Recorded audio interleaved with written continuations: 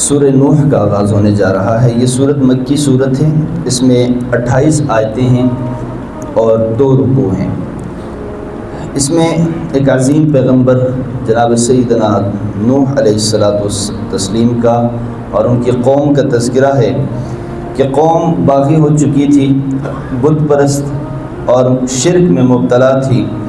حضرت نوح علیہ السلام نے اس مشرک اور بت پرست قوم کو سمجھایا، حتیٰ کہ کتنا عرصہ تبلیغ فرمائے، 950 سال انہوں نے تبلیغ کی اس قوم کے اوپر، لیکن قوم کے لوگوں کے اوپر کوئی اثر نہیں ہوا۔ 950 سال تبلیغ کے بعد بھی کوئی اثر نہیں ہوا۔ اتنی ہٹ دھرم اور بضد قوم تھی کہ وہ اپنی ان کرتوتوں اور اعمال کے اوپر اس سے ہٹنے کو اور نیکی کی طرف، ایمان کی طرف آنے کو تیار ہی نہیں تھی۔ حضرت نوح علیہ السلام نے پوری کوشش کی، مکمل اپنا زور لگایا ان کو سمجھانے اور ان کو راہ راست پر لانے کے لیے، لیکن قوم کے لوگ اپنے ان کفریہ عقائد اور شرکیہ عقائد سے توبہ طائب ہو کر ایمان کی لانے کو تیار ہی نہیں ہوئی۔ تو اللہ تبارک و تعالیٰ نے اس پورے واقعے کو بڑے احسن انداز میں ہمیں سمجھا رہے ہیں۔ اللہ فرماتے ہیں کہ انا ارسلنا نوحا الی قومہ، ہم نے بھیجا نوح علیہ السلام کو الی قومہ، ان کے قوم کے پاس، ان انذر قومک من قبل ان یأتیہم عذاب علیم، کہ دردناک عذاب آنے سے پہلے تاکہ وہ اپنی قوم کو سمجھائیں۔ دیکھیں اللہ تبارک و تعالیٰ سب سے پہلے عذاب نہیں لاتا، یہ اللہ کا دستور نہیں ہے۔ پہلے اللہ تبارک و تعالیٰ سمجھاتے ہیں پیغمبروں کے ذریعے، پیغمبر آتے ہیں سمجھاتے ہیں، اور اگر پھر بھی انسان نہ سمجھے پھر اخیر میں جا کر اللہ تبارک و تعالیٰ کا عذاب نازل ہوتا ہے، اور مدد بھی اخیر میں آتی ہے۔ حتی اذا استیأس الرسل وظنوا انہم قد کذبوا جاءہم نصرنا، کتنی جگہ اللہ تبارک و تعالیٰ کی مدد آ گئی مسلمانوں کے ساتھ، تو وہ بھی اخیر میں آ گئی۔ پہلے اللہ آزماتے ہیں، امتحان لیتے ہیں کہ یہ بندہ کتنا صبر کرتا ہے، تو اللہ تبارک و تعالیٰ کا عذاب بھی اخیر میں۔ اللہ فرماتے ہیں تاکہ اس دردناک عذاب کے آنے سے پہلے اپنی قوم کو سمجھائیں، اور قوم کو سمجھانے کا جو حق تھا حضرت نوح علیہ السلام نے وہ ادا کر دیا۔ فرمایا قال یا قوم انی لکم نذیر مبین، بڑے احسن اور پیارے انداز میں فرماتے ہیں، اپنی قوم کو سمجھاتے ہیں کہ اے میری قوم کے لوگوں، میں اللہ کی طرف سے صاف خبردار کرنے والا ہوں، اور خبردار کرنے والا بن کر آیا ہوں تمہاری طرف۔ ان اعبدوا اللہ کی عبادت کرو، واتقوہ، اور تقوی اختیار کرو، پرہیزگاری اختیار کرو، واطیعون، اور میرا کہنا مانو۔ یہ جو میں تمہیں تبلیغ فرما رہا ہوں، یہ تم سے گفتگو فرما رہا ہوں، اس گفتگو کو مانو، اس کلام کو سمجھو کہ میں کیا کہنا چاہ رہا ہوں۔ یعنی اپنے ان مشرکانہ عقائد سے توبہ طائب ہو کر ایک اللہ کی عبادت کرو جو تم سب کا خالق و مالک ہے، ہم سب کا خالق و مالک ہے، صرف اسی کی عبادت کرو۔ یغفر لکم من ذنوبکم، جو گناہ تم کماتے ہو اس ایمان لانے کی وجہ سے اور تقوی بھری زندگی اختیار کرنے کی وجہ سے، اللہ تبارک و تعالیٰ تمہارے گناہوں کی مغفرت فرمائے گا۔ وَيُؤَخِّرْكُمْ إِلَىٰ أَجَلٍ مُّسَمًّى، اور تمہیں ایک وقت مقررہ تک باقی رکھے گا۔ إِنَّ أَجَلَ اللَّهِ إِذَا جَاءَ لَا يُؤَخَّرُ، لیکن یہ جو اجل ہے، مقررہ وقت ہے، اس سے پہلے یہ مقررہ وقت پہلے کبھی نہیں آتا۔ لا یؤخر، اس کو کوئی مؤخر نہیں کر سکتا۔ لو کنتم تعلمون، کاش کہ میری قوم کے لوگوں تم میری بات کو سمجھتے، کاش میری بات سمجھتے۔ قال رب انی دعوت قومی لیلا ونہارا، لیکن قوم نے نہیں مانی۔ بالآخر حضرت نوح علیہ السلام نے اللہ تبارک و تعالیٰ کے حضور یہ دعا کی کہ پروردگار، میں نے اپنی قوم کو دن رات ایک کر کے دعوت دی، لیلاً و نہارا، لیل رات کو کہتے ہیں، نہار دن کو کہتے ہیں۔ فرمایا کہ دن رات ایک کر کے یا اللہ میں نے اپنی قوم کو سمجھایا، محنت کی، جد و جہد کی۔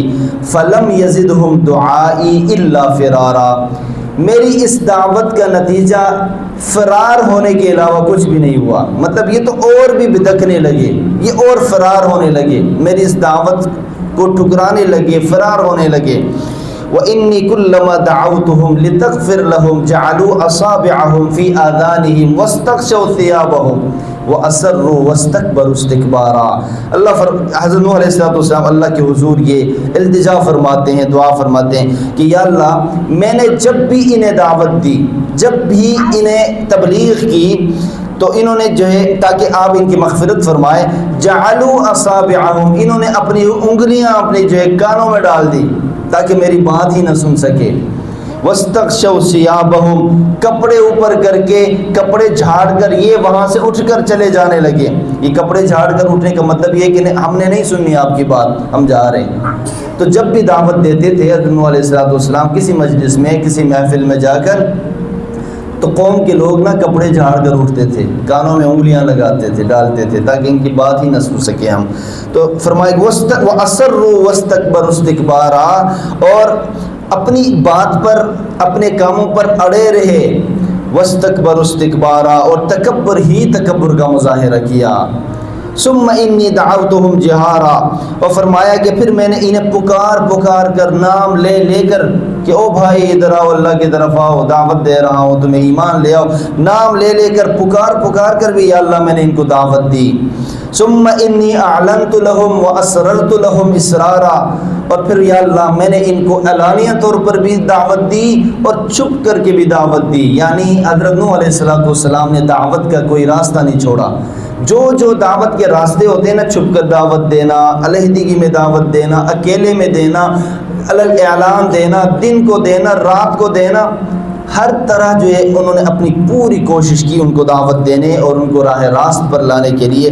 فَقُلْتُ اسْتَغْفِرُوا رَبَّكُمْ إِنَّهُ كَانَ غَفَّارًا, چنانچہ میں نے ان سے کہا کہ اپنے پروردگار سے مغفرت مانگو. إِنَّهُ كَانَ غَفَّارًا, یقیناً وہ بہت بخشنے والا ہے. يُرْسِلِ السَّمَاءَ عَلَيْكُمْ مِدْرَارًا, جب اللہ تبارک و تعالیٰ سے مغفرت کرو گے, مانگو گے, استغفار کرو گے, توبہ کرو گے, یہ ہم سب کے لیے نصیحت ہے. یہ گویا استغفار کی بڑی فضیلت بیان ہوئی ہے کہ جو استغفار کرتا ہے نا, توبہ کرتا ہے, تو اللہ تبارک و تعالیٰ کتنی نعمتیں عطا فرماتے ہیں اس توبے کی وجہ سے اور اس استغفار کی وجہ سے. یرسل السماء علیکم مدرارا, اللہ تبارک و تعالیٰ آسمان سے خوب بارشیں برسا دیتے ہیں. وَيُمْدِدْكُمْ بِأَمْوَالٍ وَبَنِينَ وَيَجْعَلْ لَكُمْ جَنَّاتٍ وَيَجْعَلْ لَكُمْ أَنْهَارًا, مال عطا فرما دیتے ہیں, اولاد میں ترقی دیتے ہیں, تمہارے کاروبار میں ترقی دیتے ہیں, باغات میں برکت عطا فرما دیتے ہیں. وَيَجْعَلْ لَكُمْ أَنْهَارًا, نہریں, یعنی تمہاری خاطر نہریں مہیا فرما دیتے ہیں, پانی کی سبیلیں. تو یہ توبے کی بڑی فضیلت بیان ہوئی ہے استغفار کی. حضور نبی کریم صلی اللہ تعالی علیہ وسلم نے ارشاد فرمایا کہ توبہ اور استغفار کو ہمیشہ اپنے اوپر لازم و ملزوم رکھو. توبہ یعنی جب انسان توبہ کرتا ہے نا تو پھر گناہوں سے پاک و صاف ہو جاتا ہے. اللہ کے نبی نے فرمایا کہ کل بنی آدم خطاء وخیر الخطائین التوابون, ہر بنی آدم گناہ گار ہے لیکن سب سے بہترین خطا کار وہ ہے جو توبہ کرتا ہے.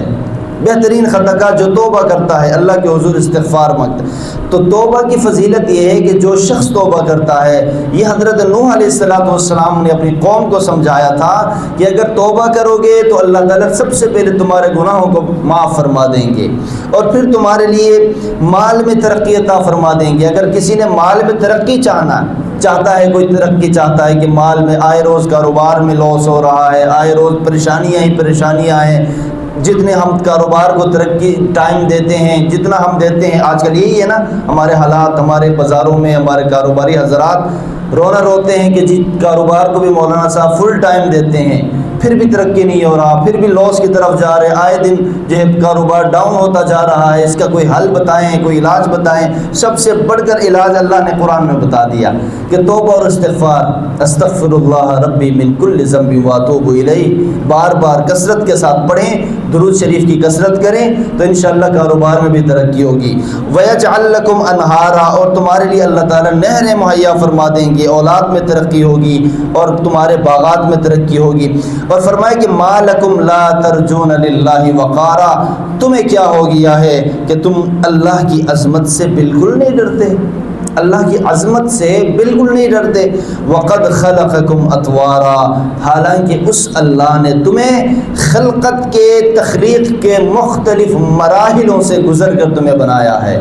دیکھیں نا، من نطفۃ خلقہ فقدرہ، کل بھی میں نے یہ آیت تلاوت کی تھی کہ اللہ نے نطفے سے پیدا کیا ہے، پھر انسان کو کیسے خوبصورت جو ہے سانچے میں ڈھال کر پیدا کیا ہے. لقد خلقنا الانسان فی احسن تقویم، بہترین سانچے میں انسان کو اشرف المخلوقات بنایا ہے. تو مختلف مراحل سے انسان کتنی چیزوں سے بنا ہے؟ 4 چیزوں سے انسان بنا ہے: پانی، مٹی، آگ اور ہوا. پانی، مٹی، آگ اور ہوا. یہ جو 5 فٹ کا 6 فٹ کا آدمی ہے اور اس کے اندر جو مٹیریل استعمال ہوا ہے یہ پانی، آگ. دیکھیں نا، ہم گھر بناتے ہیں تو اس میں بھی یہ چیزیں استعمال ہوتی ہیں. پانی استعمال ہوا ہے انسان کی جو تخلیق میں، ہوا استعمال ہوا ہے اور آگ.